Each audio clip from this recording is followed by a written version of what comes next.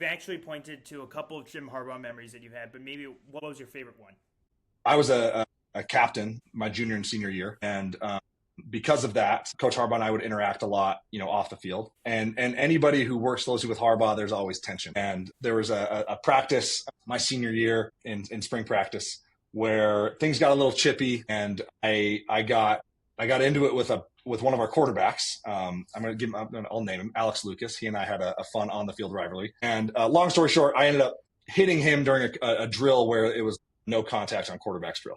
Coach Harbaugh, yells at me. We get and I was, one of the reasons I was voted captain is because I was very coachable and I listened and I always showed respect to authority figures. In this case, Harbaugh and I had been butting heads a little bit, and it just kind of culminated in me mother effing him on the field, and we were yelling at each other back and forth in front of the whole team in the middle of practice. And Clayton White, who was the DB's coach, had to pull me off the field, and I'm still yelling at Harbaugh as I'm walking away, and things kind of settle down. And a couple plays go by during this team period, and Clayton White, he's like, "Hey, you want to go back in?" I was like, "Yeah, absolutely. I want to go back in."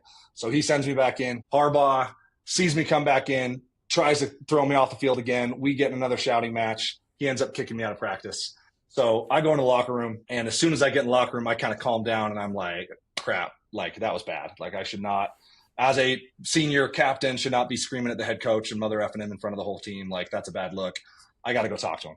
And so, practice was almost over. So everyone else gets in 20 minutes later, and I'm just like, I'm already showered. I'm like waiting there to go upstairs and go to his office and talk to him. And I kind of had been rehearsing this little 30-second speech in my head about, apologizing and I shouldn't have done this, whatever. So I get up there and I'm waiting outside his office, and he finally ushers me in and says I can come in. So I go in there and I'm like, "Hey coach," I kind of go through my 30-second talk. I'm really sorry. That was really inappropriate. I'm a leader. I'm a senior. I shouldn't have done that. If it's okay with you, I'd like to apologize to the team and make sure that they know I know that's not okay.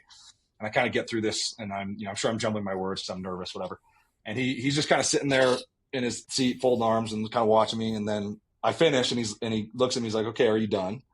And I said, "Yeah, that's it." And he said, "Okay." He's like, "Listen, I got a lot of respect for you coming up here and talking to me about this, like man to man." And he's like, "But if I'm being 100% honest, I'd already forgotten that had happened." And he's like, "I know that I'm a difficult guy to work with. I know we've had some friction." And he's like, "And honestly, I don't want you to apologize to the team. I think it's good for them to see their captain fiery like that." And so he's like, "We're good. See you at practice tomorrow."